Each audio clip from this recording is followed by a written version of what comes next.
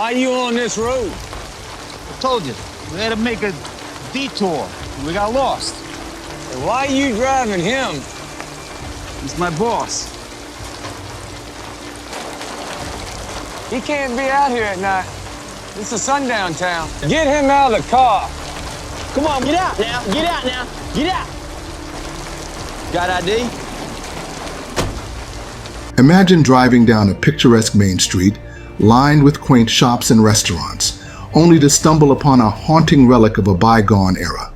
A weathered sign, faded but still legible, bearing a menacing warning. Don't let the sun go down on you here. The message is clear. You are not welcome. And if you value your life, you will leave before sunset.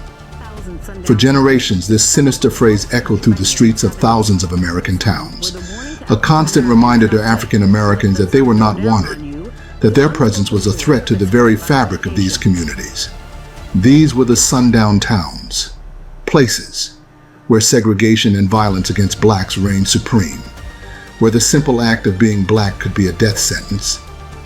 This is a dark legacy. No, not ever, I disagree now. A white legacy, this is, of America's racist past, one of exclusion and hatred that continues to impact communities, even to this present day of 2023-2024. We've barely even begun 2025. Even in 2023, you still have sundown towns in America, but yet America will go to a lot of your countries and try to tell you about democracy and human rights, but yet they have sundown towns in America.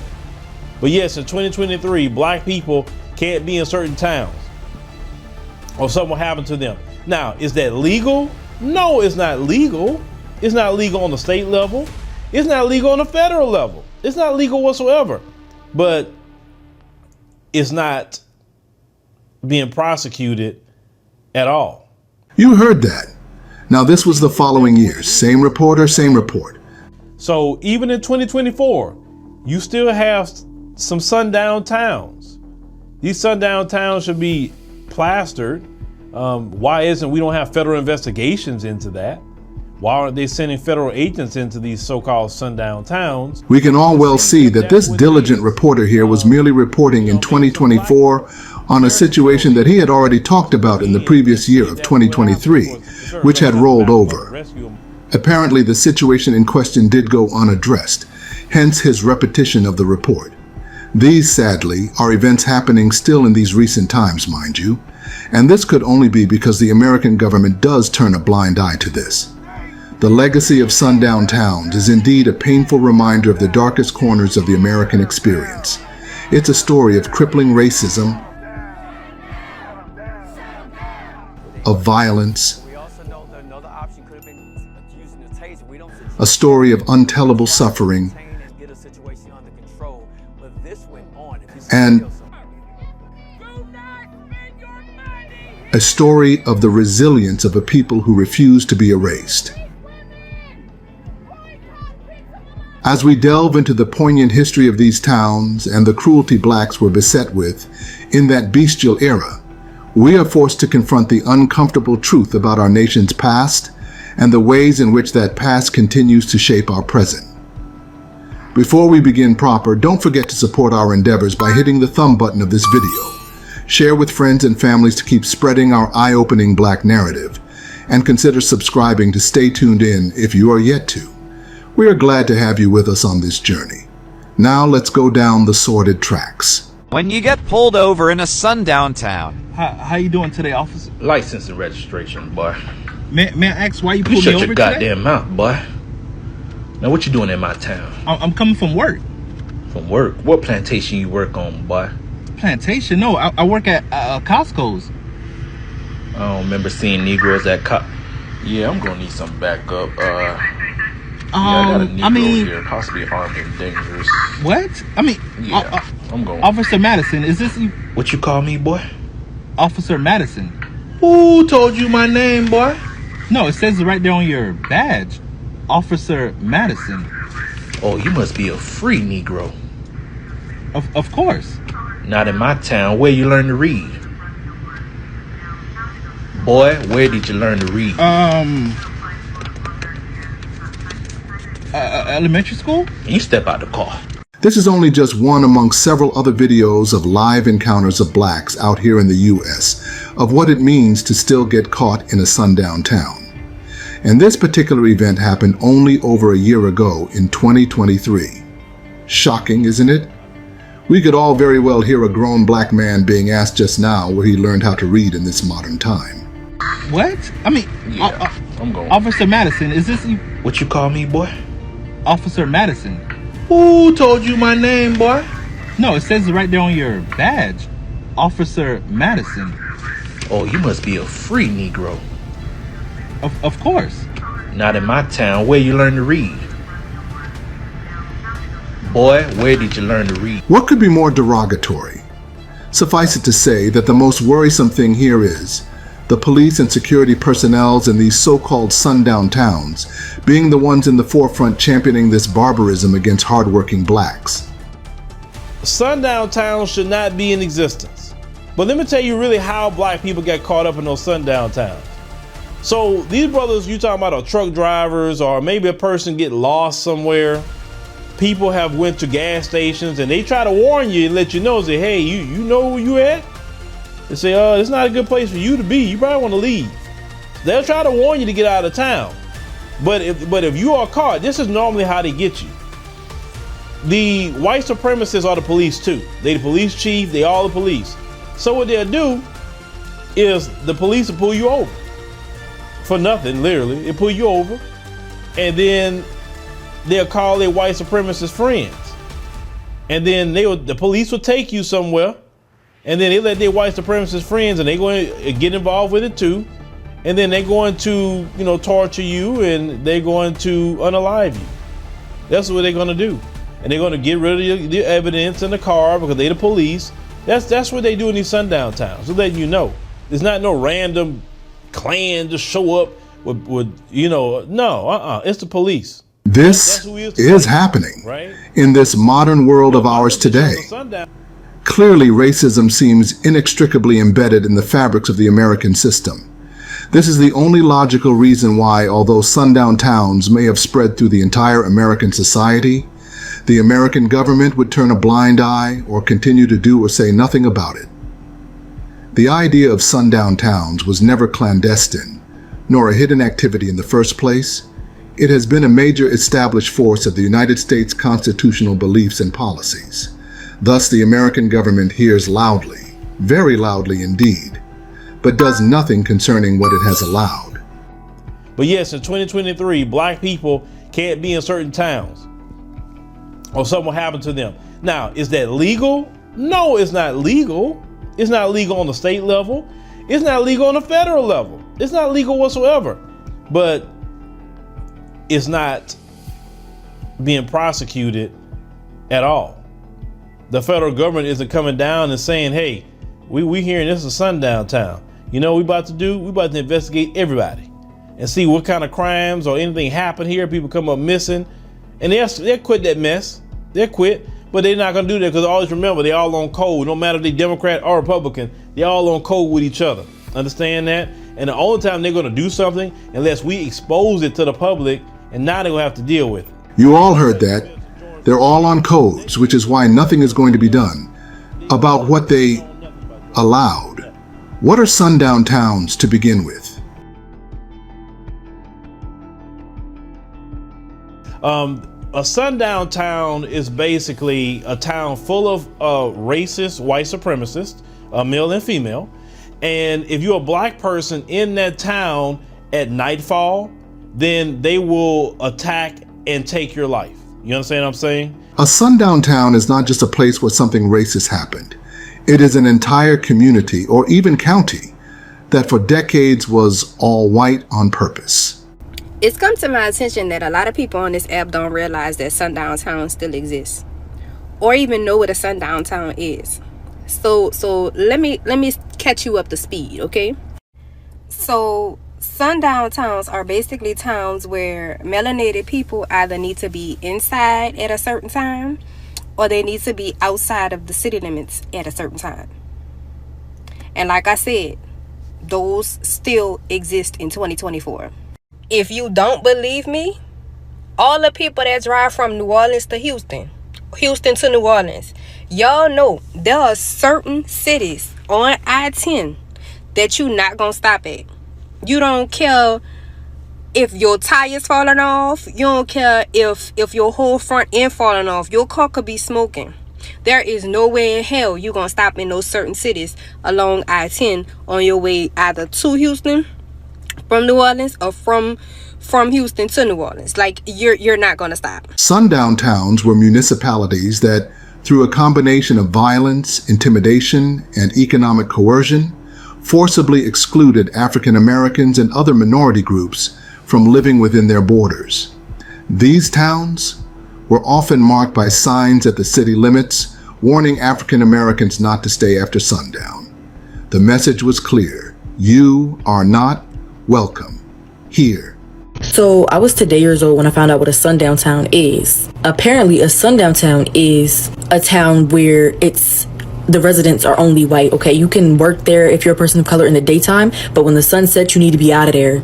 And if you're not, you can risk being killed, beaten, arrested, ran out of town, or even lynched. And I also heard sometimes the cops don't even intervene if a white person is doing something to you because you're not supposed to be out there after the sun sets anyway. If you're caught driving out at night through a sundown town and you're a person of color, you're not safe. So before you take any trips, please do your research on sundown towns. Ever heard the phrase, be in before the streetlights come on? The generational trauma passed on, that's where that came from. Sundown towns are the reason why we pack food for the road. If y'all don't believe me, y'all could go online and Google a map of all the sundown towns that still exist. When I tell you it was heinous, I'm going to have to be careful how I word this so that I don't get in trouble, but I think it needs to be said because I am sick and tired of hearing people say that people of color just need to get over it already because it was so long ago. No, it wasn't.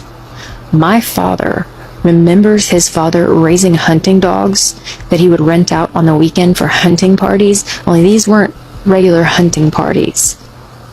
These big bubbas would set up these almost lemonade type stands during the week and sell these little cards for like, I don't know, a nickel, 25 cents.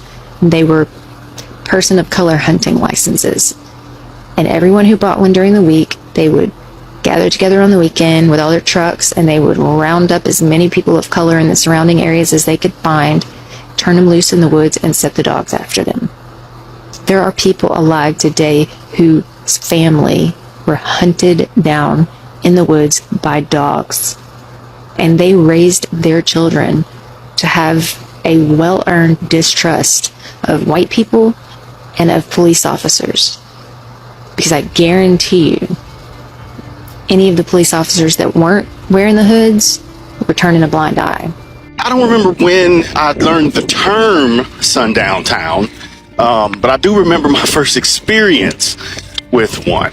20-something, almost 20 years ago, I'm leaving my technical school, graduating. I'm fully in the Air Force, and I have a truck, so I could go home. I could drive myself home on leave from Texas back to Mississippi.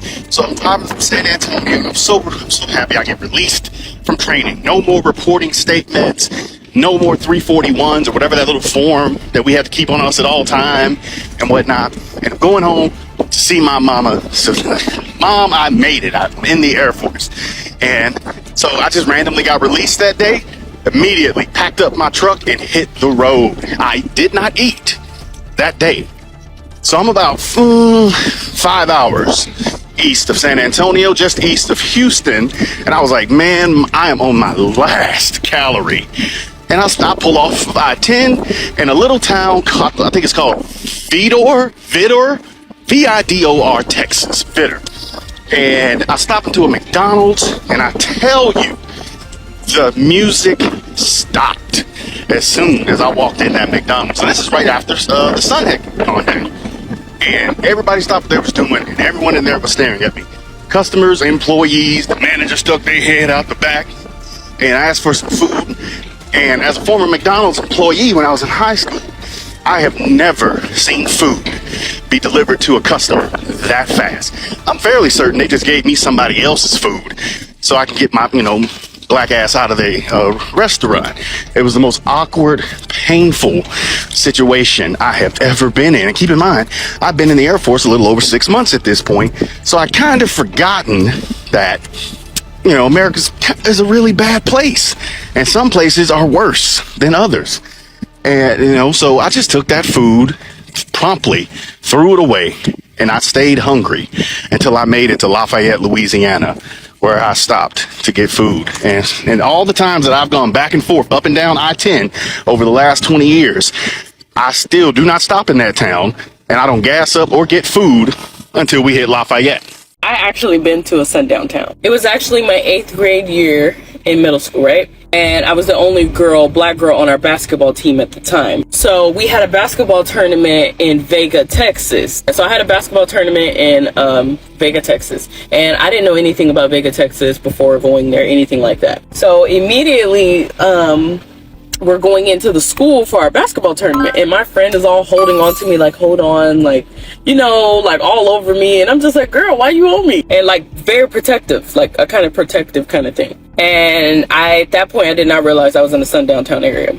But when we first entered the city of Vega, before we got to the school, I did see a sign outside that says, welcome to Vegas, Texas, no colored people out at night. Then I seen like on business windows as we were going down the street and things like that, I had seen like coloreds and whites. Now I'm looking at this stuff, but I'm like, I cannot believe my eyes are seeing what I'm seeing. Like it scarred me for life pretty much. And I'm just like, there's no way that this shit still exists. I'm thinking in my head, should I even be here? But back to the tournament, right? We walk into school. There's nothing but white students. I don't see not one black person in sight. I'm the only black person there, and I am the black girl on the team.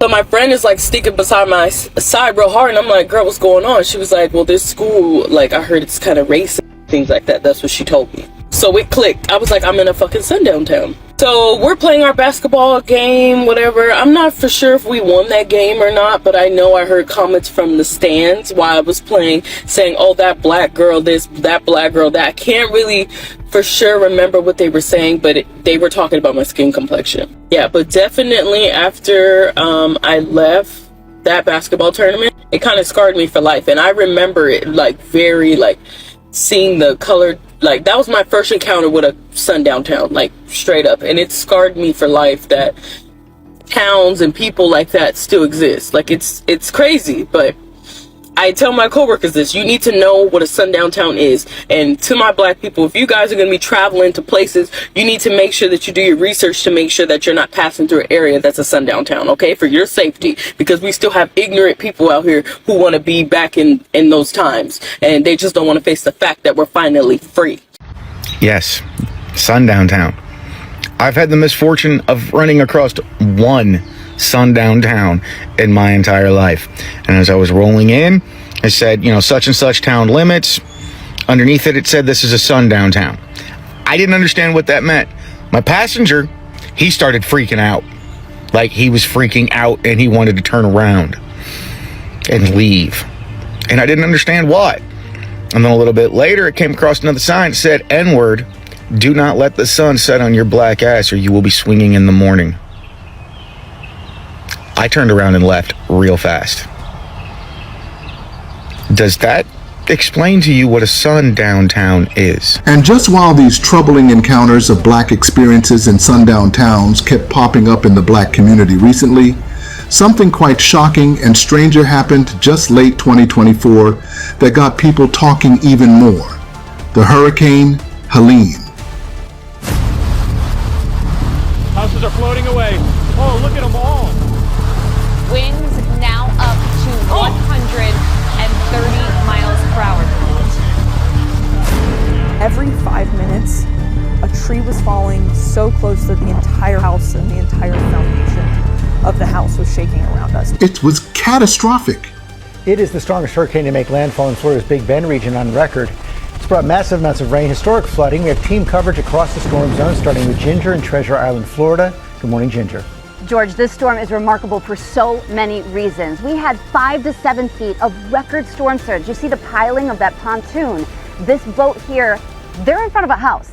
as are dozens of others up and down the street. They were pushed by the actual ocean water with that record surge up and over 4 lanes of a causeway. This is just the beginning of the damage because obviously at best we were 110 miles per hour from the center of that storm, but it just plowed through Georgia. There's flash flood emergencies in Atlanta up through North Carolina right now. Overnight, Hurricane Helene slamming into Florida's Big Bend, making landfall as a deadly Category 4 storm. Catastrophic sustained wind up to 140 miles per hour, the first ever Cat 4 on record for the Big Bend. Oh, there goes. The warnings of unsurvivable storm surge eerily playing out in Steinhatchee. Entire homes swept away. Several houses floating away. Ripped off their foundation by Helene's surge, the porch on this home left behind, the scene illuminated by lightning. At least 5 people are dead across Florida, Georgia, and North Carolina. One of those deaths happened when this sign fell onto a car in Florida. That just shows you that it's very dangerous conditions out there. The storm's footprint, massive. You can see it from the satellite there in space. Tropical storm force winds extending up to 310 miles from the center. We had a 76 mile per hour wind gust, and we are 150 miles away from the center of the storm. That's how far reaching this thing is. Florida Highway Patrol shutting down major bridges across Tampa Bay. Record surge making it too dangerous to pass. Waves battering all lanes. Down in Fort Myers, rescuers fighting the wind, deploying boats in waist-high floodwater. In South Pasadena, first responders rushing to emergency calls of raging fires surrounded by storm surge. And in Clearwater, a man and his dog rescued after his 36-foot sailboat started taking on water.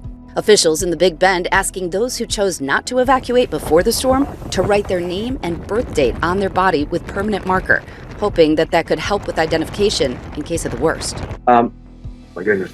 I think my roof is coming apart. Yeah, this is the real deal. Michael Bobbitt staying behind, rescuing his neighbors on Cedar Key. Their house is going to be completely covered in water. They would have died in that house. More than 3 million customers without power, Florida, Georgia, and South Carolina so far. This AccuWeather storm chaser capturing transmission towers igniting. 911 overload. Cars abandoned on roads, water too high. This storm is raging.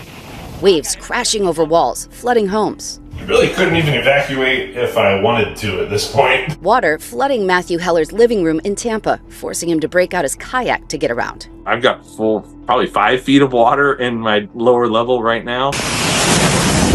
This video showing the flood's sheer power as it rushed in. Everything's gone. Leaving downed trees and power lines, buckled railroad tracks, cars overturned. Only just a few months ago, in September 2024, a devastation struck.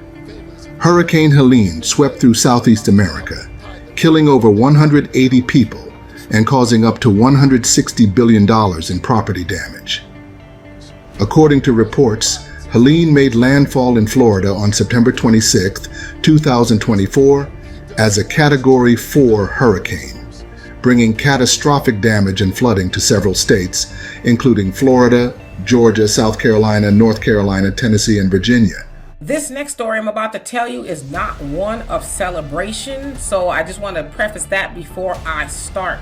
So you guys have heard a lot about the Hurricane Helene to be exact, that made landfall in late September, and it hit states like Florida, Georgia, Tennessee, Virginia, and the Carolinas, if you will. Now, it said it was about 140 mile-an-hour winds that went through a lot of those states, causing a lot of flooding. Even to this recording, there's flooding, there's hundreds of people missing, and there's about 180 people to this point that have been verified killed. The deadly storm has left many areas in the southeast U.S. struggling to recover.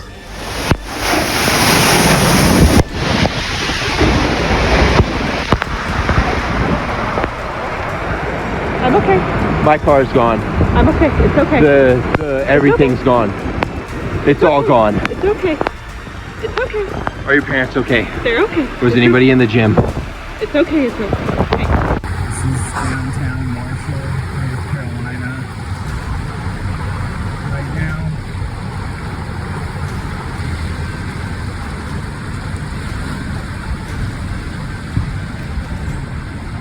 it's all gone. All those buildings that used to be there, the depot, Ponder's Auto, Lois's building, Jeff Riddle's warehouse.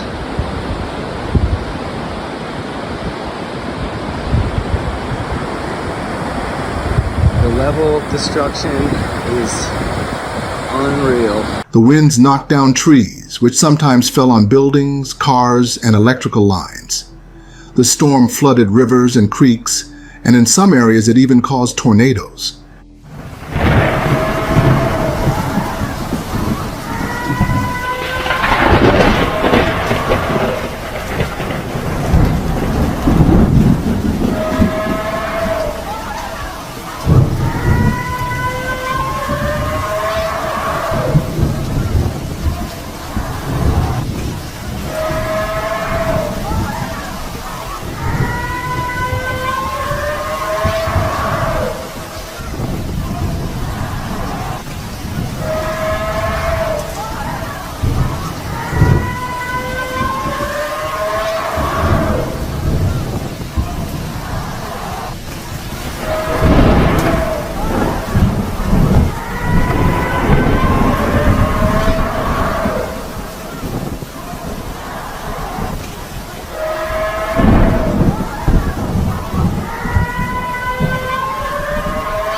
It was so devastating that in some of these areas, helicopters were needed to rescue people from the roof of a hospital. In other areas, flooding and landslides cut off towns and communities. Some of these places have been left without clean water. This morning, Helene's devastation gripping communities across the southeast. The death toll rising. At least 227 people killed. Downed trees and mud cutting off towns in North Carolina, with authorities working to restore power across the state. In the small town of Batcave, we witness Helene's dark aftermath. And I want you to see what's happening with this house here. It appears that this home was completely moved off its foundation. You see the chimney here. This is the chimney that's really in the ground, and there's the rest of it. A remote town decimated, bridges sliced in half, making access significantly challenging. Rescue efforts, too, have been slowed by the large amount of damage. Some of the people who need the most help live in areas that are very difficult to reach. Some residents here still trapped at home, volunteers using ATVs. They just told us they're trying to get to somebody up on the mountain. Many roads are still blocked by fallen trees and other debris. In western North Carolina, over 400 roads are closed. In some locations, only emergency vehicles are allowed on the roads. In many areas, the storm knocked out power and cell service. Close to 2 million people were said to be stuck without power, and many turned up missing. Very sad, isn't it? But that's not all. Something also very unexpected and weird happened alongside this hurricane devastation that got the whole internet abuzz with wonderment. Hurricane Helene, in all its destruction, was said to have only destroyed the sundown towns in the United States. Yes, you heard correctly. Only the sundown towns were affected. Grand Rising TikTok. Man, I just found out that the hurricane only hit all sundown towns all across the South.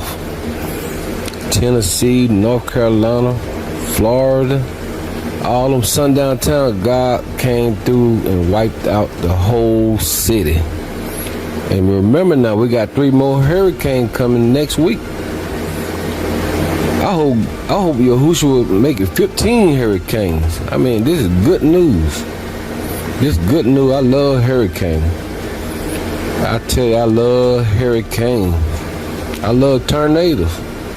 I love that. I love it because that's the work of God. Did y'all hear about them sundown towns that just got swept away in the hurricane? Well, I bet y'all didn't know. Oh, you did? Okay, good. I bet y'all didn't know that just days prior to them getting swept away in the hurricane, which, by the way, only the sundown towns got affected as badly as we see it on our timelines. Yeah, but just days prior to that, guess what?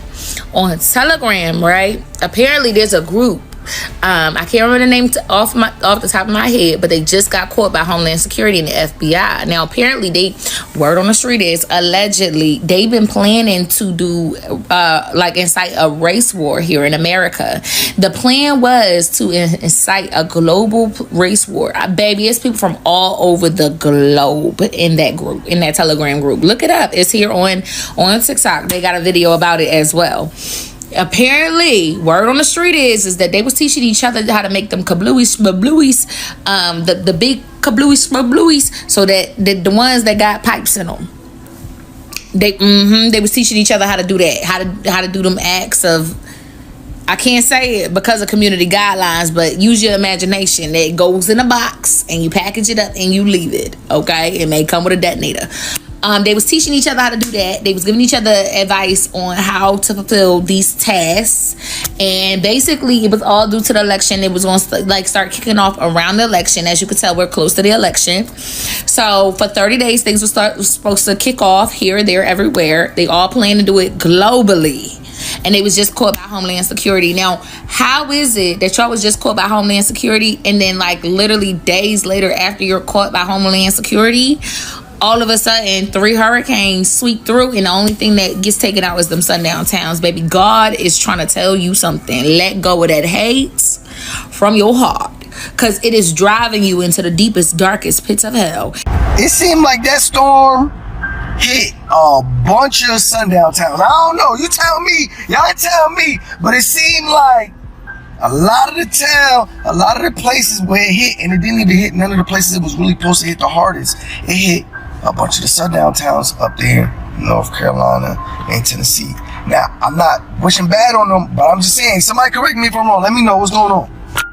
I'm telling you, man, my intuition be working crazy sometimes, because that's exactly what I was thinking, and it seems like I was right. It is a lot of sundown towns. Let's check it out together. I think y'all understand how bad it is in the southeast right now. We have towns that don't exist anymore. Chimney Rock is gone. He just mentioned Chimney Rock. Now we're gonna look at the demographic in Chimney Rock. Let's check it out. Chimney Rock demographics. The racial makeup of the village was 94% white. You know what I'm saying? Native American, then you got other races. Black is not even in there. Alright? So there goes fact number 1 for y'all. It's crazy. Let's check out another one. The city of Asheville is cut off from the world. This is not an... Now let's check out Asheville. Let's see what the demographic of Asheville is like. Asheville. We got 80% white. Black or African American 10%, and then the other races 4%, and then 1%. So as you can see, the majority is like white, and you know that's somewhat of a sundown town, or obviously majority of a white town. So yeah, you know, he's right, and my intuition was right too. Let's see what else you say real quick. This is on Highway 123 heading from Aisley to Greenville, and this was a 1 mile long line to get gas, because they were the only people we knew around that had gas left. I got all the way to the end and they were out. They had no gas. We checked every gas station in Pickens and Aisley and Liberty. So I guess you said, you know, Aisley, Pickens, and Liberty. I'm not sure what state these towns are in, but I'm gonna try to look them up real quick since it's sort of relevant, obviously. Let's see what we got. So we got Pickens, North Carolina. We got 72% white, 13% black African American, and then, you know, 11% other races and Asian, and 1%. Alright, so it's looking like a majority Caucasian so far. Let's see what else we got. Then finally we got Liberty, Tennessee. 91% white, 7% black African American, and then, you know, less than 1% Asian. And oh, as a matter of fact, black African American is less than 1%. The other races is 7%. So yeah, looking like a majority, you know, Caucasian and heathen sundown town. So yeah, there you go. So North Carolina, did y'all really think y'all were gonna hang a black man and get away with it? Really? Did you really think, North Carolina, that you were going to hang a black man, say that he committed suicide and get away with that shit? No. You know, that's why God sent Helene, you know, flooded out all that shit. Yeah, yo, look, man, all these sundown towns, I want God to destroy them. All of them. I want him to drown them people out. I don't care, man. I don't give a fuck, man. I don't give a fuck. All sundown towns. Look. I'm asking for it. I'm asking for the destruction of sundown towns. But y'all thought y'all was going to hang people and that it was just going, no, not my God. Not my God. It's just mighty coincidental that Hurricane Helene flooded out a lot of those sundown towns. No, I'm not saying that they deserved it. I don't want y'all to think that I'm saying. I don't think anybody deserves to lose their entire lives, you know, at the blink of an eye because of a storm.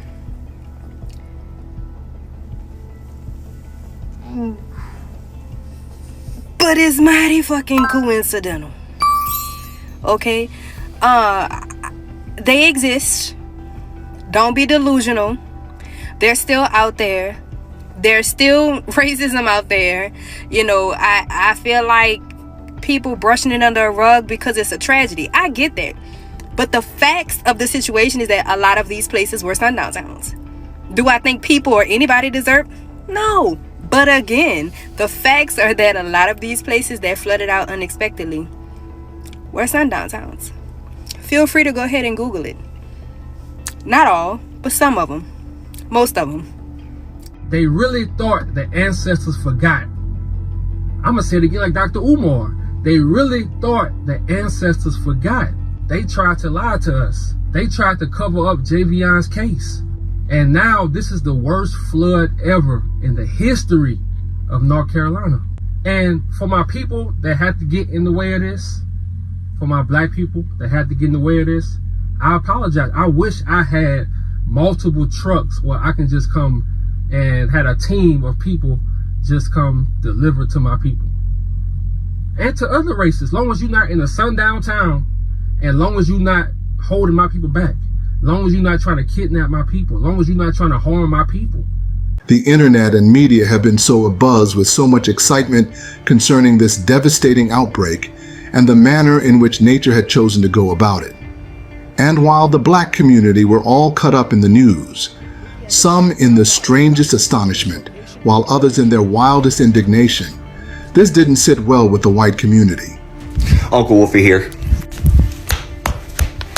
Why the seeing people praising all these people dying, all these towns gone? Because they think it's sundown towns. I am an anthropology major, and I am going to spend the next few years proving that these sundown towns do not work in the capacity that they used to. I am from Vidor, Texas. I lived there, grew up there, still have family there. Here's their logo. And I have every different shade of wheat in my family. Prepare to see a book in a few years, because this pisses me off. These towns are not like they were 40 years ago whatsoever. I was 10 minutes down the road from Jasper, Texas when that man got dragged down the road. These are just Americans at this point. Most of those people who were super and overly racist have died off. These are just Americans. Stop saying dumb shit! Are you online celebrating the destruction of Appalachia because you think that it's just a bunch of sundown towns? Are you aware that there is a Cherokee Nation in those mountains? There are Black Americans in those mountains. There are Latino Americans in those mountains. If you don't believe me, go look up the list of who lost their lives at Impact Plastics in Tennessee. It shouldn't matter. I shouldn't have to be pointing out the minorities to you. What you should, your heart should break. These are your countrymen, for God's sake. Like, I'm stunned. I'm floored. What you're participating in is not leftist. It's not a leftist ideology ideal. What you're participating in is classist, ableist bullshit. And an insane prejudice towards the South because you've been conditioned to believe that you are so much better and you are not. Entire towns are wiped off the map. They have to airlift everything in because you cannot drive on the roads. My light just went out. Just like the light is gonna go out in your eyes if you talk about my dang hometown again, buddy. I'm gonna knock them out. I'm sitting in my house that has not had power for 4 days, and you come on my page and say something like that. Appalachia is arguably one of the most racially diverse areas in the country. My friend group growing up was comprised of poor white trash, Native Americans, Mexicans, other Hispanic people, African Americans. Hell, we even had a Melungeon friend who was a mix of all three. For us people living in Appalachia, it's never been about race, it's been about class. And Appalachia is very much so a working class area. There's not a lot of economic opportunities out here, and most of all of us are poor. And to say that we were underprepared is an understatement. And for you to go and say something as cruel and as mean as that we deserve this, honey, you ought to do some real soul searching, some inner reflection on that, because that is just mean, cruel, and unnecessary. Absolutely hateful. Hateful, hateful, hateful. Did y'all hear about them sundown towns that just got swept away in the hurricane? Well, yeah, we heard about them. And lots of people died in those, lost their homes, lost everything. And businesses, and they're struggling, and pets are missing, and people are missing. And you're disgusting. Very, very disgusting. I just don't understand why people are talking like this and going on like this. This is disgusting behavior, and you should be ashamed of yourself. It's disgusting. It's nasty behavior. People should not act like this. Grow up. God did not pick these people to send a hurricane to hurt. I have friends down there. Luckily, they're okay. But you people are just absolutely disgusting that are talking this way. Have the day you deserve. I'm so y'all. Every single motherfucker. I can't believe how many people are making videos like this. Y'all should be ashamed of yourself. And when I say y'all, I mean black, white, or otherwise. Anybody who would have this kind of take during something so catastrophic happening. People have lost their lives, loved ones, children have died. There's hundreds of people still missing and unaccounted for, and y'all want to use it for a gotcha moment and claim they're all motherfucking sundown towns, and that they somehow like trying to insinuate that they brought it on themselves. Are you kidding me? Are you kidding me? Never have I ever wanted to be able to have the ability to go through a telephone as much as I do today. And then the electric response from Demetra K, reporting from Houston, was altogether poignant. I'm not celebrating that happened to you, but how do you think black people feel? When y'all move in there with all of your money and, you know, white privilege, and say, well, I want that property, I want that. And the developers say, bet. They built these nice, beautiful homes and stuff, and the black people that live around those areas, they can't afford to live there now because y'all done bumped up the property values and the taxes and the rent and everything else typically goes up. And so what happens is now those black people are displaced, meaning they got to move somewhere else because they can no longer afford to live where they've always lived, because now you're feeling a certain type of way. And I like that. I want to look out of my house and look at the water. So again, I'm not gloating. But what you not ever gonna do, okay? And I'm gonna say this, and I've been saying this, and the Nation of Islam has been saying this, so this ain't original to me. You can't do what you're doing to black people and think God is gonna sit up and say, oh, that's great. I love that beachfront property for you. I love that for you. He ain't saying that, because what you do to people gotta come back. And this ain't even just for them. This is for everybody. What you do to people gotta come back to you. So be careful what you do to people. Don't think you're gonna do horrible things to people and you're gonna live a great life. Now, you might not get it today. You might not get it tomorrow. Hell, you might not get it 5 years from now. But guess what? You're going to get it. You're going to get it when you think you're snug as a bug in a rug in your waterfront property, and then you hear on the news that a hurricane is coming through. And the hurricane went through. It took life. It took land. It took property. But you did the same thing. You did the same thing to people. So why are you special? Listen, I feel bad that happened to you, but I feel worse that it happened to my people. It was beyond terrible for African Americans back then, who had inner-town businesses and day-to-day jobs to do to meet ends, or who liked to travel a lot in that era. There was neither safety nor security assured anywhere for poor, suffering Negroes, most of whom were already so overwhelmed with untellable oppression and segregation, which in 1850 that time was legitimate, such as the Jim Crow and black codes. An entire black household could just drive into a town or pass through it, and that would be the very end of them, never to be found.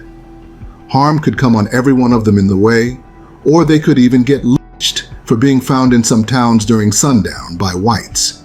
This cruelty would happen for so long, perpetuating for several years, until a diligent black man came up with a genius idea, the Negro Motorist Green Book. Now, what is the Negro Motorist Green Book? The Green Book was born out of great concern for the safety of black travelers, searching for a better environment of people and greener pastures. Things had gotten so bad and beyond horrible, hellish, for the black community in those times. But blacks did always ever turn up with some way or the other to manage off living for their own safety and that of their families. The Negro Motorist Green Book, also called the Negro Traveler's Green Book, which was invented by Victor Hugo Green, an African American who was a New York City postal worker, was in fact a redemptive measure to achieving the objective of keeping African American road trippers safe while traveling. There's so much history within the pages of the Green Book. The Green Book was created and first published in 1936 by a man named Victor Hugo Green. He was a postal worker based in Harlem, and he had the idea for the book because of a Jewish friend of his had a guide for the Catskills, for Jewish families where they could go in the Catskills, and he looked at that and he said, hey, this would be a great idea. This is something that the black community needs. He also was married to a woman named Alma who lived in Virginia, and they would travel down to Virginia, and he experienced all the things that African Americans experienced at that time in terms of traveling, and so he created the Green Book. Hugo Green had written the Green Book as a guidebook to identify services and places relatively friendly to African Americans so they could find lodgings, businesses, and gas stations that would serve them along the road. Blacks were so endangered as a people in that era, surrounded by the cruelest of racial institutions and laws set up only for their torture, suffering, and eventually death, for merely driving through or into a town no matter the hour is gross and inhumane and evil. Without the Green Book, there was no way the safety of black travelers could be guaranteed. Sundown towns were just all around at that time. There was no escaping it at all. Countless of black families had fallen victim to this wickedness. In the South, these dangers were particularly severe, where black motorists risked harassment, physical violence, or even murder for minor infractions, or for being in predominantly white areas. In some cases, African American travelers who got lost or sought lodging off the beaten path were killed, with little to no investigation by local authorities. Nonetheless, in response to these misfortunes came the Negro Motorist Green Book. Must have taken a lot out of Green to identify the job and do the job right. His information had to be authentic, credible, doubtless. African Americans needed to know that once they have the Negro Motorist Green Book in their hand, they have the lodestar to all their safe settlements in the whole of the United States, away from white oppression and cruelty. Green wrote his guide to services and places relatively friendly to African Americans. Eventually, he also founded a travel agency. The legacy of sundown towns in the United States continues to be felt till this present day. Many of these towns remain overwhelmingly white, with African American populations that are significantly lower than the state average. This is not merely a coincidence. It is a direct result of the intentional exclusion and racism that was perpetuated in these communities. Furthermore, the trauma and pain inflicted upon African American families who were forced to flee these towns has been passed down through generations. The emotional and psychological toll of this experience cannot be overstated. The story of Sundown towns is a painful reminder of the racism and intolerance that has long plagued the balance of American society. But it is also a testament to the resilience and strength of African American communities, who have continued to thrive despite the obstacles placed in their path. In closing, every time the sun dips below the horizon, casting long shadows across the landscape, it's hard not to wonder about the countless lives forever altered by the brutal realities of these towns. The families forced to flee in the dead of night, leaving behind homes, livelihoods, and loved ones. The children who grew up with the constant fear of violence, their childhoods forever marred by the specter of racism. The mothers who wept for their sons, lost to the senseless brutality of a system designed to keep them in their place. As we move forward, it is essential that we acknowledge and confront the dark history of sundown towns. This requires a willingness to listen to the stories of those who were impacted, to confront our own biases and prejudices, and to work towards creating a more just and equitable society. This brings us to the end of yet another enlightening video. Don't forget to support our works by hitting the thumb button, share with friends and families to keep spreading our eye-opening Black narrative, and subscribe to stay tuned in if you are yet to. We are glad to have you in this journey with us. Thank you for watching.